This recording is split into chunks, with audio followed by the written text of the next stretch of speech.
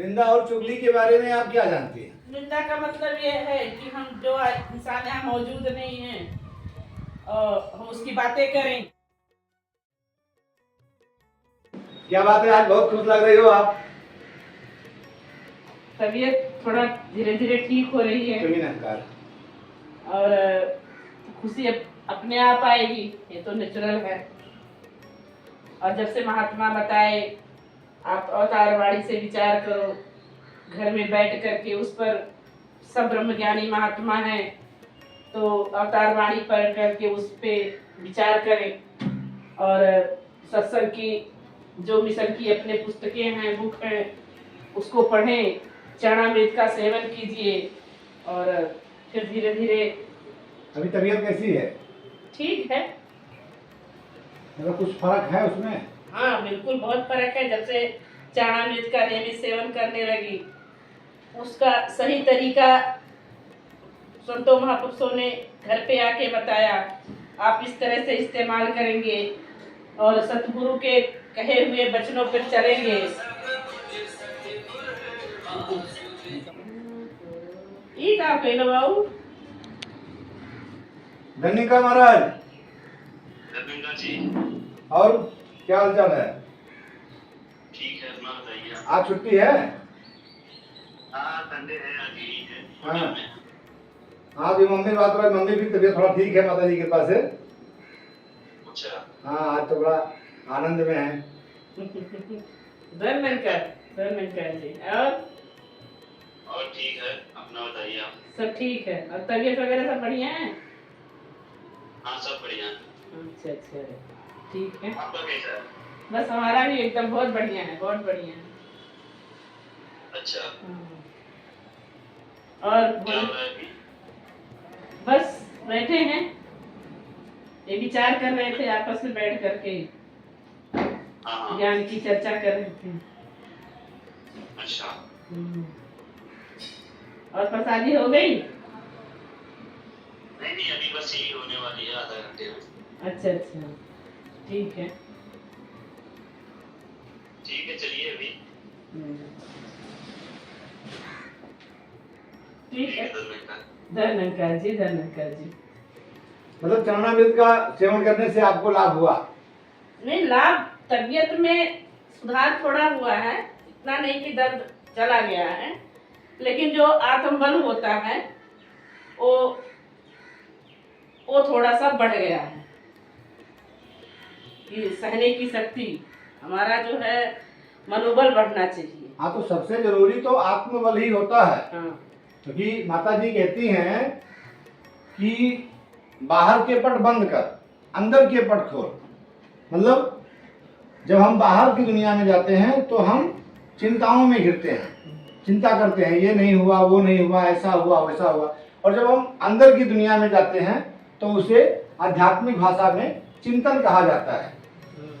चिंता और चिंतन में सिर्फ बिंदी का अंतर है, लेकिन ऐसा अगर देखा जाए तो बहुत अंतर है। चिंता में आदमी डिप्रेशन में जाता है और जब वो चिंतन करता है इस आनंद कंद सच्चिदानंद इस पारब्रह्म परमात्मा का, तो वो आनंद में वास करता है। और सबसे बड़ी बात ये है, जैसे महात्मा कहते हैं, बाबा जी ने भी कहा कि चरणामृत जो है, चरणामृत एक श्रद्धा का विषय है।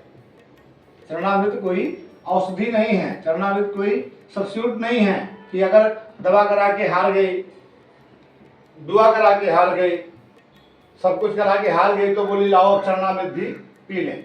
चरणामृत जो है ये विश्वास और श्रद्धा का विषय है। चरणामृत सतगुरु का सबसे बड़ा हम निरंकारी लोगों के लिए वरदान है। और इसे अगर कोई भी व्यक्ति इस पे विश्वास करके श्रद्धा के साथ यकीदा और ईमान पूरा इस निरंकार पे और सतगुरु पे दृढ़ करके इसका अगर सेवन करता है, तो जैसा अभी आपने बताया, आज हम लोग ज्ञान लेके कितना साल हो गया, अपने घर में भी चरणामृत का वो बाटल भर के पड़ा रहता था। हम लोग कब सेवन करते थे? बुखार हो गया, डॉक्टर के यहाँ से दवाई लेके आए, दवाई खा लिए, सोने गए या सुबह सो के उठे तो बोले लाओ चरणामृत पी लेते हैं। लेकिन अभी क्या हुआ? अभी आप सुबह सो करके उठी, ब्रश करके मंजन करके सबसे पहला क्या पी? चरणामृत। अपने दर्द वाले स्थान पे क्या लगाए? चरणामृत। महात्मा आए, आपने उनका चरणामृत बनाया, और संजोग से आपको तकलीफ हुआ तो महात्मा भी के चरण भी घर में जल्दी जल्दी पड़ने लगे। लगभग कोई भी एक महात्मा तो घर पे आपको देखने के लिए आ ही जाते हैं। तो सबसे बड़ी बात है कि घर में जो है संत महात्माओं का चरण पढ़ना। तो संत महात्मा आते हैं तो किसकी बात करते हैं? निरंकार की बात करते हैं, सदगुरु की बात करते हैं, ज्ञान की बात करते हैं।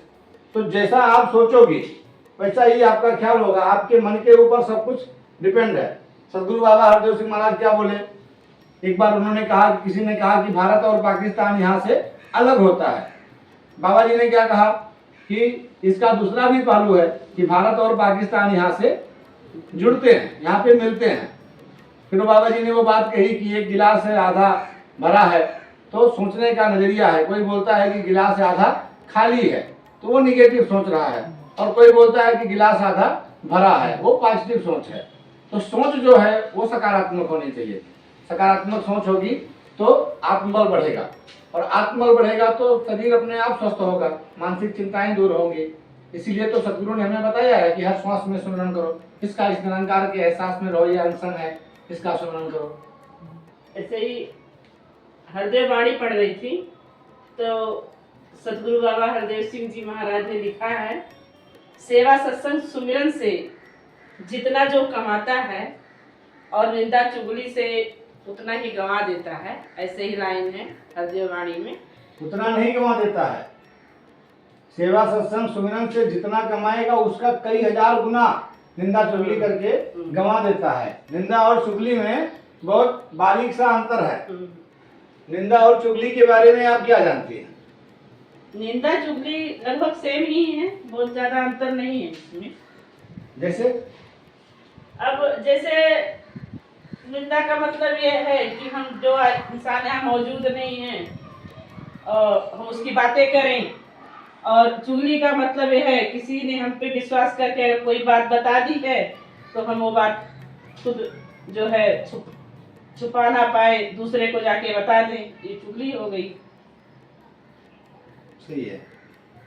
निंदा अपने शास्त्र में बताया गया है कि निंदा बहुत बड़ा पाप कर्म है, और निंदा करने से अपने जो पुण्य होते हैं, जो सदगुरु बाबा हरदेव सिंह जी महाराज हरदेव वाणी में बता रहे हैं कि सेवा सत्संग सुमिरन का जो पुण्य है उसे हम निंदा करके गंवा देते हैं। और निंदा हम लोग हर दिन करते हैं, हर दिन नहीं, हर घंटे करते हैं, हर मिनट करते हैं।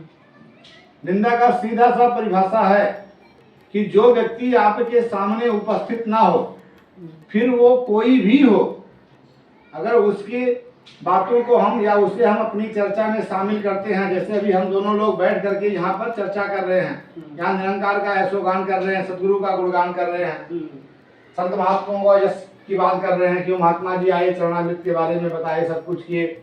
तो यहाँ पर अगर हमने किसी की सही बात को, भले उसके जीवन में वो सारी घटनाएं हों, लेकिन अगर वो उपस्थित यहाँ पे नहीं है, उनके किसी भी गैर हाजिर व्यक्ति के काले कारनामों का बखान करना ही निंदा है जी। और ये हम लोग सहजता में कर देते हैं। कोई भी घर में आया या आपस में ही बात करते हैं तो सीधा बोल देते हैं, अरे फला ऐसा है, फला ऐसा है। भले वो ऐसा ही हो, वो कैसा भी हो, लेकिन उसकी उसी बात को, उसकी सच्चाई को उसकी गैर मौजूदगी में बोल देना ही निंदा है। और ये निंदा कर्म इतना भयानक है कि हमारे इस जन्म के नहीं, पीछे के भी जितने प्रारब्ध के जितने हमारे पुण्य कर्म हैं वो नष्ट कर देता है। इसीलिए सदगुरु बाबा हरदेव सिंह जी महाराज ने कहा है कि हमें अगर निंदा और चुगली से बचे रहना है तो उसके लिए सिर्फ एक ही तरीका और सलीका है, इस निरंकार का एहसास करना और हमेशा सदगुरु के चरणों में, निरंकार के चरणों में अरदास करना सबके लिए कि हे दीनदयाल सच्चे पातशाह, दया करो, कृपा करो, सबको सुमति दो, सबको शक्ति दो, सबका भला करो। जैसे अपने कहा जाता है उसमें कि धुनी में कि तेरा रूप है ये संसार, सबका भला करो जाता, सबका भला। तो आप भी वो बात बोलती हो, वो कौन सा एक स्लोगन है, आप क्या बोलती हो बार बार?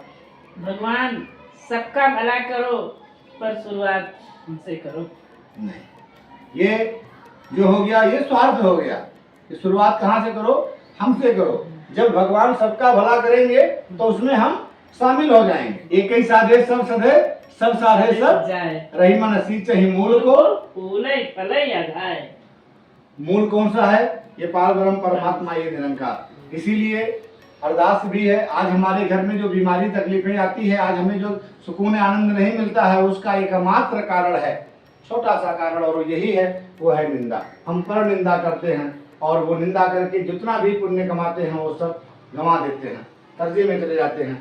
इसलिए इस बात का विशेष ध्यान रखें, आप भी रखें, हम भी रखें, कि जब कभी भी हमें बात करने का मौका मिले, चाहे घर में कोई भी आए, भले ही वो संत महात्मा ही क्यों ना हो, आपस में अपने परिवार में ही बैठ करके हम लोग बात क्यों ना कर रहे हों, जो गैर हाजिर है उसकी हमें गुण का बखान करना है, फिर वो जस हो जाएगा। और जस जब हम किसी दूसरे का जस करते हैं, दूसरे का रिस्पेक्ट करते हैं, दूसरे को सम्मान करते हैं, तो सदगुरु भी खुश होता है। जैसे अगर किसी माँ को खुश करना है और उसका बच्चा वहीं बगल में खेल रहा हो, अगर हम जाकर के उसके बच्चे को 2 चमाट लगाएं, मार दें, तो क्या वो माँ खुश होगी? नहीं खुश होगी, उल्टा वो नाराज हो जाएगी, लड़ पड़ेगी कि आपने मेरे बच्चे को क्यों मारा है। लेकिन अगर हम जाएं, हमें काम उसकी माँ से है, गरज हमारी उसके माँ के पास है, कुछ सामान लेना है, कुछ और चीज़ें लेनी है, तो लेकिन उसका बच्चा वहाँ खेल रहा है, पहले मैं उसको जाकर के प्यार करता हूँ, चॉकलेट देता हूँ, उसे अपने गोदी में उठाकर खिलाता हूँ, तो वो माँ अपने आप खुश हो जाती है कि कौन ये व्यक्ति है जो मेरे बच्चे से प्यार कर रहा है, उसको सत्कार कर रहा है, तो बरबस ही वो साथ में खुश हो जाती है। इसी तरह से ये सतगुरु जो सारे संसार की माँ है, ये निरंकार, ये पार ब्रह्म परमात्मा जो हमारे हर अवगुण हर गुण को देख रहा है, तो ये इस बात का साक्षी है और इस बात का हमें एहसास रहना चाहिए हमेशा कि ये निरंकार सर्वत्र है और मेरे हर एक्टिविटीज़ को देख रहा है। इसलिए जितना समय मिले, जब भी मिले, इसलिए तो माता जी ने, बाबा जी ने कहा है कि हर सांस में सुमिरन करना है। जब हर सांस में सुमिरन होगा, हर सांस में इस निरंकार का एहसास होगा, तो हमसे किसी की निंदा नहीं होगी। और चुगली जो आपने कहा एकदम सही बात है। किसी ने आपको कोई बात बता दी, अपना समझ करके, ये जान करके अपने दिल की बात उसने कही, उसका दिल थोड़ा हल्का हो गया, तो आप उसे अपने तक ही सीमित रखें, इस निरंकार तक सीमित रखें। उसे दूसरे तक कह देना बगैर उसकी इजाज़त के, अगर उसने कहा है कि आप इस बात को उनके तक पहुंचा देना, वो चुगली नहीं होगी। उसने तो एक माध्यम चुन लिया बात के पहुंचाने का, लेकिन उसने कहा है कि किसी को बताना नहीं और हम बता देते हैं, तो चुगली हो जाती है। तो चुगली फिर भी ठीक है अपेक्षाकृत निंदा के, क्योंकि निंदा जो है, निंदा हमारे तमाम पुण्य कर्म को नष्ट कर देती है। इसलिए हम सभी ज़्यादा से ज़्यादा निरंकार का सुमिरन करें और निंदा और चुगली से बचे रहने के लिए सतगुरु के चरणों में अरदास करें। अभी आप समझ गए कि निंदा क्या है? जी, निंदा क्या है? निंदा जो इंसान यहाँ मौजूद नहीं है उसकी बातें हम करते हैं, वो निंदा है। नहीं, उसकी बुरी बात हम करते हैं। हाँ, मतलब उसकी, जो इंसान यहाँ पर मौजूद नहीं है उसका हम जस गा सकते हैं। जस गा सकते जैसे हैं। अभी मान लो सत्यम महाराज यहाँ मौजूद नहीं है, तो हम सत्यम महाराज पे बोलते हैं सत्यम महाराज में ये गुण है, सत्यम महाराज में वो गुण है, सत्यम महाराज इतना मेहनत कर रहे हैं, ये हम बोल सकते हैं। लेकिन अगर हम उनकी ये बोलेंगे, भले वो चीज करते हों कि वो सत्य महाराज गुस्सा करते हैं, सत्य महाराज हम लोग का ध्यान नहीं रखते हैं, तो ये निंदा हो गई। है अपना ही लड़का, लेकिन हमने क्या कर दिया? हमने निंदा कर दिया। तो इसलिए जो व्यक्ति यहाँ पर मौजूद नहीं है, हम अगर पहली बात तो उसकी बात ही ना करें, और अगर किसी कारणवश करना पड़ा तो उसका बखान करें, उसके गुणों का बखान करें। सदगुरु खुश होगा, निरंकार खुश होगा। तो आइए हम सभी अरदास करें सदगुरु माता जी के चरणों में कि हे दीनदयाल, ये निंदा और चुगली से हमें हर पल हर क्षण बचा के रखें। इस निरंकार के एहसास में रह करके आपके एक एक आदेश और उपदेश का पालन करते हुए, एक एक महापुरुष का सत्कार करते हुए, उन्हें अपने घर में बुला करके उनका सम्मान करते हुए, उनका चरण रज अपने मस्तक पर लगाते हुए, चरणामृत का सुबह शाम नियमित श्रद्धा पूर्वक पान करते हुए, सदगुरु का गुणगान करते हुए, सोगान करते हुए ये जिंदगी बीते। यही याचना, यही कामना, यही प्रार्थना। सतगुरु माता सुदीक्षा सविंदर हरदेव जी महाराज की जय। निरंकारी राजमाता गुरु वचन अवतारी की जय। प्यार से कहिए धन्यकार जी। धन्यकार जी।